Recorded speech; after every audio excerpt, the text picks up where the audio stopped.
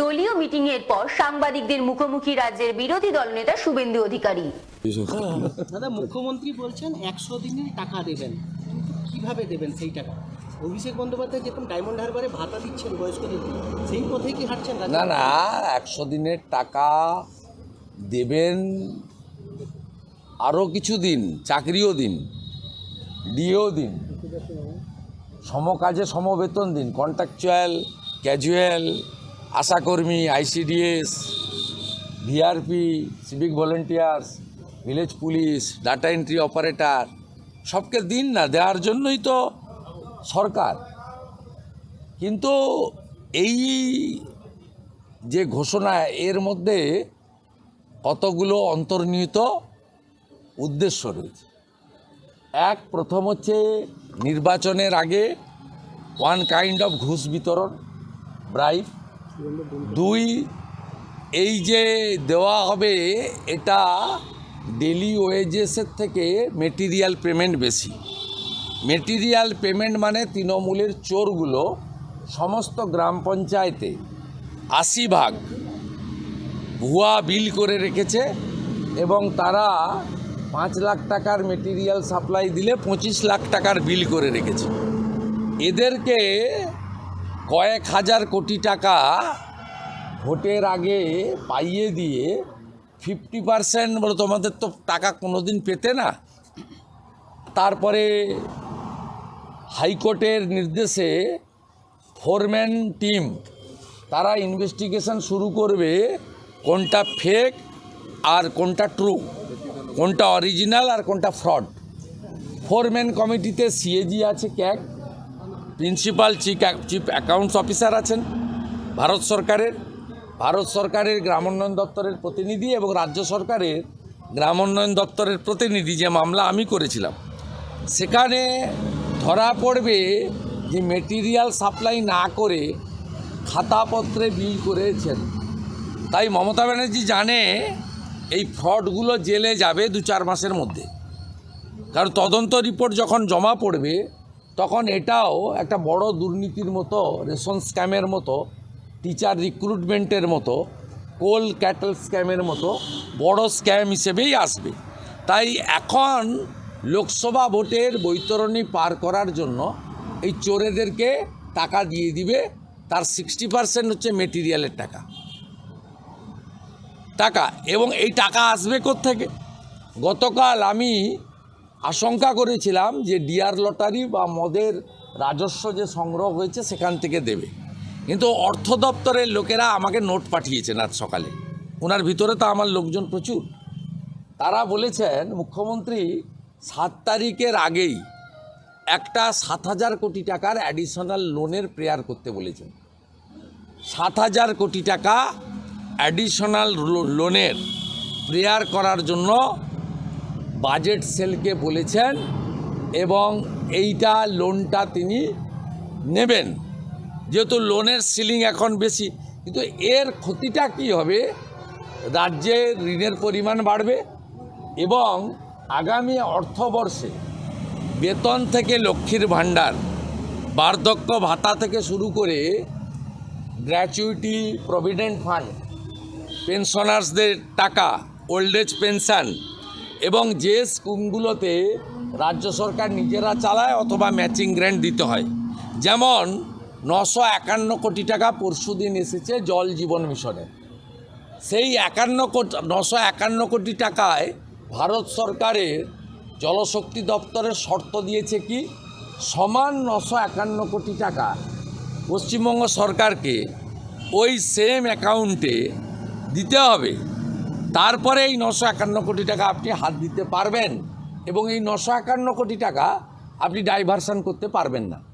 তাই মমতা বন্দ্যোপাধ্যায় এই রাজ্যকে রসাতলে পাঠানোর জন্য, এই রাজ্যের অর্থনৈতিক অবস্থাকে একেবারে ধ্বংস, কারণ পরে উনাকে চালাতে হবে না, উনি জানেন বিজেপিকেই চালাতে হবে। তাই উনি একবারে কফিনের শেষ পেরেকটা মারার জন্য 7,000 কোটি টাকা অ্যাডিশনাল লোনের প্রেয়ার করতে বলেছেন। এটা নির্বাচনের আগে মেটেরিয়াল পেমেন্টের নামে তৃণমূলের কাটমানি, ঘুষ নির্বাচনী তহবিল এবং এই চোর ঠিকাদারদের দিয়ে গ্রামাঞ্চলে ভোট নিয়ন্ত্রণ করা এবং মদ মাংসের মোৎসব করে যাতে লোকসভাতে কোনোভাবে অস্তিত্ব রক্ষা হয় একটা চেষ্টা তিনি করছেন। দাদা, যৌথ মঞ্চের যারা মঞ্চ বেঁধেছিল তাদেরকে সকাল থেকে খোলার নির্দেশ তারা যথারীতি খুলছে এবং তার সাথে জানিয়ে রাখছেন যে যেভাবেই হোক না কেন তাদের দাবি চালিয়ে যাবেন। দেখুন, আর্মির নিয়ম আছে, কন্টিনিউ করা যায় না, একদিন হয়তো গ্যাপ তারা দিচ্ছেন। আমার বিশ্বাস আগামীকাল 11টার সময় আর্মির সঙ্গে যৌথ মঞ্চের মিটিং আছে এবং মিটে যাবে। আমরাও আমাদেরও যদি কিছু করণীয় থাকে আমরা নিশ্চিতভাবে, যেহেতু আর্মি একটি স্বতন্ত্র সংগঠন হলেও কেন্দ্রীয় সরকারের ডিফেন্স মিনিস্ট্রির আন্ডারে, আমরাও কিছু বলার থাকলে মাননীয় রাজনাথ সিংকে বলবো যে এরা খুব কষ্ট স্বীকার করে এদের যে আন্দোলন, লেজিটিমেট আন্দোলন, খুব পিসফুল আন্দোলন, ডিসিপ্লিন ওয়েতে এরা আন্দোলন করে, এদেরকে অ্যালাউ করা হয়। কিন্তু আর্মির যে নিয়ম আছে সেই নিয়মে কন্টিনিউয়াস কেউ করতে পারে না, একদিনের গ্যাপ হয়তো দিচ্ছেন। আমার মনে হয় সমস্যাটা মিটে যাবে। রাজ্যপাল সিবি আনন্দ বোস, রাজ্যপালের ব্যক্তিগত মত, কিন্তু স্বামী বিবেকানন্দ বলে গেছেন যে মনুষ্যত্বের মধ্যেই দেবত্ব আছে। তিনি সবসময় বলেছেন শিব জ্ঞানে জীব পূজা, অর্থাৎ ভগবান যুগে যুগে কোনো প্রতিনিধি পাঠান মনুষ্যরূপী, যাকে দিয়ে ভগবানের কাজগুলো করিয়ে ফেলেন। ডক্টর সিবি আনন্দ বোস তার চোখে মোদিজির মূল্যায়ন, তার এটা ব্যক্তিগত তার ওপিনিয়ন, কিন্তু আমাদের সার্বিকভাবে ভারতবাসীর মনে হয়েছে যে ভগবান যে কাজগুলো অন্যদের দিয়ে করাতে পারেননি, তার জন্যই তারা এই ধরাধামে নরেন্দ্র মোদির মতো এক মহামানবকে পাঠিয়েছেন। তার হাত দিয়েই ভগবান ভারতবাসীর জন্য, ভারত মাতার জন্য এবং সার্বিকভাবে বিশ্বের কল্যাণের জন্য নরেন্দ্র মোদির মাধ্যমেই কাজ করাচ্ছেন। এটা আমার কথা নয়, স্বামীজির কথা। স্বামীজি বলেছিলেন যে আমি অল্প সময়ের জন্য পৃথিবীতে এসেছি মনুষ্যত্বের মধ্যে ঘুমন্ত দেবত্বকে জাগ্রত করতে। তাই মানুষের মধ্যেই দেবতা আছে এবং দেবতা কোনো একজন ব্যক্তিকে উপলক্ষ করেই তার চিন্তা ভাবনা, তার ইচ্ছাকে কার্যকর করেন। সেইটা হয়তো নরেন্দ্র মোদীজি। রাজনৈতিক বিরোধিতা করার জন্যই বাংলাকে আর্থিকভাবে বঞ্চনা করা হচ্ছে। সে জায়গায় কেন্দ্র সরকার 12 লক্ষ কোটি টাকা ঋণ মকুব করলো, কিন্তু রাজ্যের 6000 কোটি টাকা কেন মকুব? কি 6000 কোটি টাকা মমতা ব্যানার্জি আজকে প্রেস কি কনফারেন্স, ছড়ব, মানে রাজ্যের যে ঋণ রয়েছে এবং বামফ্রন্ট আজকে আবার প্রেস কনফারেন্স কোথায় হলো? গতকাল আজকে প্রেস কনফারেন্স করে বলেছে। কি বলছেন আমি নিজেই জানি না। এই রাজ্যের ঋণের পরিমাণ তো 6 লক্ষ কোটি টাকা। 6000 কোটি টাকা কেন মকুব? 6000 কোটি টাকা কোথায়? যেটা বামফ্রন্ট আমলে, বামফ্রন্ট আমলে ঋণ ছিল 1,98,000 কোটি টাকা। চোর মমতা সেটাকে বাড়িয়ে 6 লক্ষ কোটি টাকা করেছে। বামফ্রন্টের আমলে বেকার ছিল 1 কোটি, চোর মমতা সেটাকে 2 কোটি করেছে। বামফ্রন্টের আমলে পরিযায়ী শ্রমিক ছিল 5 লাখ, চোর মমতা সেটাকে 50 লাখ করেছে।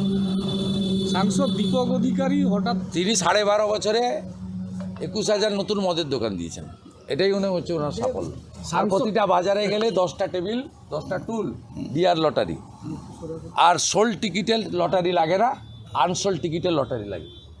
দীপক আর অধিকারী লটারি পেয়েছে কে? অনুব্রত মণ্ডল, কন্যা সুকন্যা, নলাটির এমএলএ রাজেন্দ্র সিংয়ের ভাই পাপ্পু সিং, তৃণমূলের এমএলএ বিবেক গুপ্তার বউ জোড়াসাগর, তারা পান কোটি টাকার লটারি। আর গরিব লোক বাজারের বদলে লটারির দোকানে 300-400 টাকা খরচা করে দিয়ে খালি হাতে বাজার যায়, ঘরে যায়, রেশনের চাল ফুটিয়ে খায়।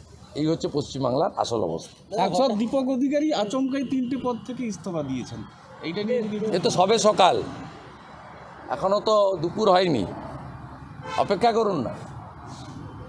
সাংসদ পদ থেকেও পদত্যাগ করবে, দেখতে থাকুন। Sir please